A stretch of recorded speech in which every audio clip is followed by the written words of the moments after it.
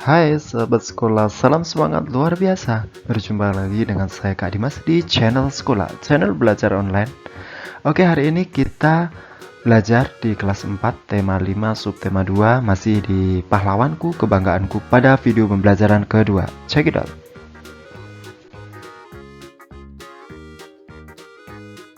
Sahabat sekolah, setelah mengetahui perjuangan para pahlawan, masih adakah tokoh masa sekarang yang memiliki jiwa kepahlawanan?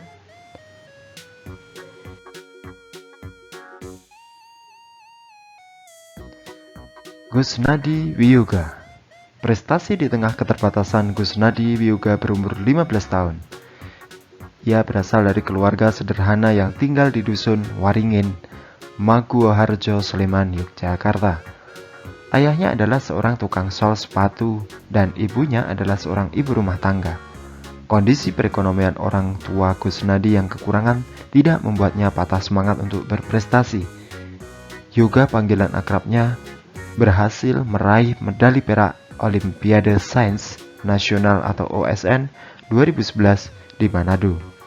Hasil ini mengantarkan Yoga mewakili Indonesia di International Competition and Assessment for School atau ICAS wilayah Asia Pasifik tahun 2011.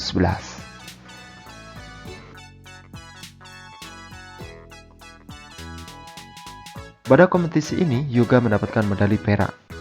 Kesederhanaan tidak menjadi hambatan baginya untuk berprestasi.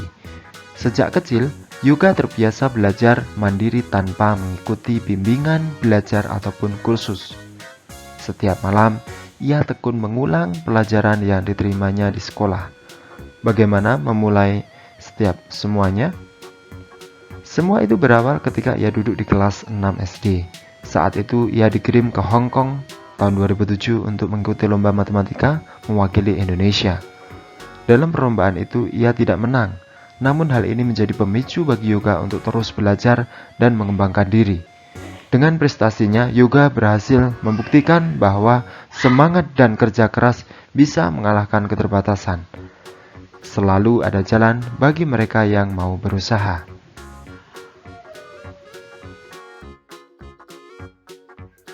Sahabat sekolah, berdasarkan teks di atas, jawablah pertanyaan berikut ini. Pertanyaan pertama, apa prestasi yang Gusnadi Wiyuga raih? Jawabannya yaitu Yoga meraih medali perak pada Olimpiade Sains Nasional atau OSN pada tahun 2011 di Manado.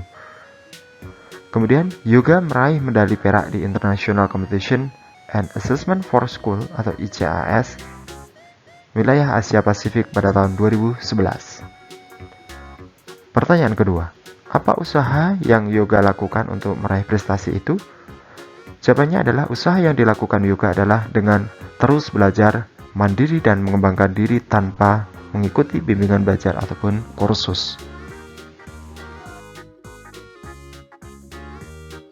Sahabat sekolah, pertanyaan ketiga, sikap-sikap baik apa yang dimiliki oleh Yoga? Jelaskan jawabanmu. Yoga tidak pernah mengeluhkan kondisi perekonomian orang tuanya. Yoga juga tidak patah semangat untuk berprestasi. Pertanyaan keempat, apakah sikap Yoga tersebut mencerminkan sila kelima Pancasila?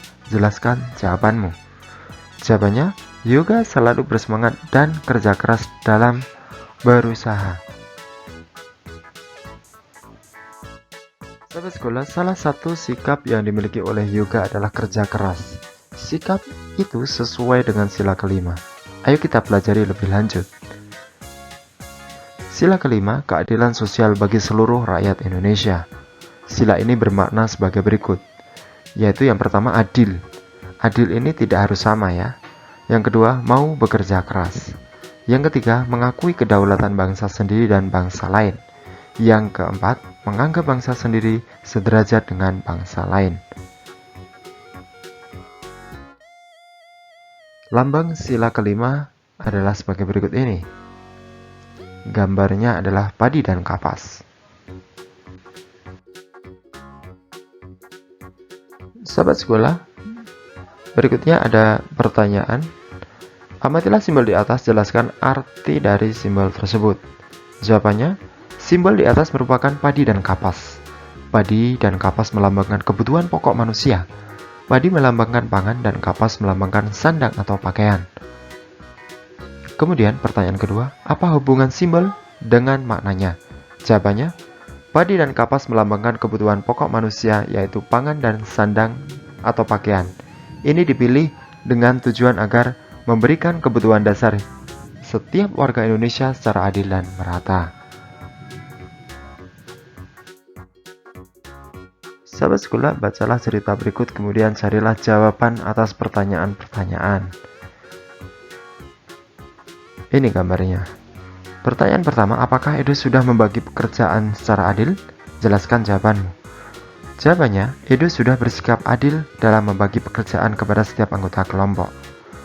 Yang kedua, apakah sikap Edo dan teman-temannya mencerminkan sila kelima Pancasila? Jelaskan jawabanmu. Jawabannya, sikap Edo sudah mencerminkan sila kelima yaitu sudah bersikap adil. Pertanyaan ketiga, apa yang akan terjadi jika pada saat kerja kelompok tugas tidak dibagikan secara adil? Jawabannya, jika tugas tidak dibagi secara adil, maka akan ada anggota yang merasa keberatan karena menerima tugas lebih banyak dan akan ada anggota yang tidak kebagian tugas.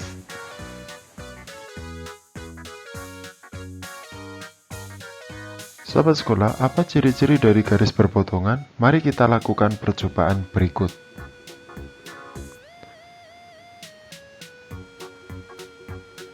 Langkah pertama, ambillah satu lembar kertas. Kemudian, lipat kertas tersebut menjadi dua bagian sama besar. Langkah ketiga, hasil lipatan dilipat lagi menjadi dua bagian sama besar. Yang keempat, tebalkan garis yang terbentuk pada lipatan dengan pensil.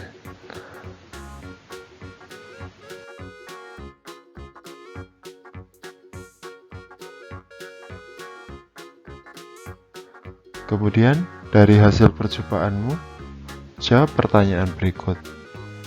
Pertanyaan pertama, apakah kamu menemukan garis? Garis apa yang dapat kamu temukan? Ya, garis berpotongan. Lalu apakah kamu menemukan sudut? Sudut apa yang kamu temukan? Coba ukurlah besar sudut dengan busur. Sudut siku-siku sebesar 90 derajat. Kemudian, apakah besar setiap sudut sama? Kamu harus membuktikan besar sudut dengan menempelkan satu sudut ke sudut lainnya. Besar setiap sudut sama karena hasil lipatan membentuk dua garis yang berpotongan tegak lurus.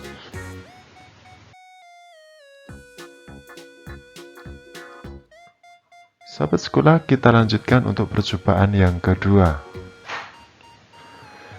Langkah pertama, ambillah satu lembar kertas. Kemudian lipat kertas tersebut menjadi dua bagian sama besar. Lalu hasil lipatan dilipat lagi menjadi dua bagian tidak sama besar. Langkah keempat, tebalkan garis yang terbentuk pada lipatan dengan pensil.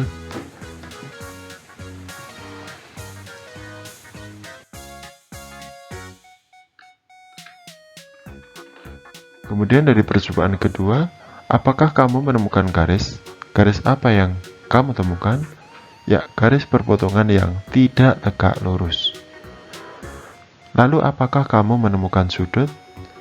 Sudut apa yang kamu temukan? Coba ukurlah besar sudut tersebut dengan busur. Ya, sudut siku-siku 90 derajat. Apakah besar setiap sudut sama? Cobalah membuktikan besar sudut dengan menempelkan satu sudut ke sudut lainnya. Apa yang bisa kamu simpulkan? Besar setiap sudut sama.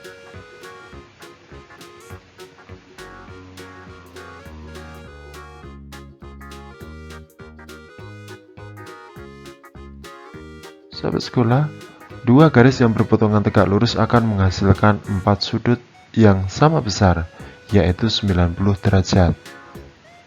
Dua garis yang berpotongan tidak tegak lurus akan menghasilkan dua pasang sudut yang sama.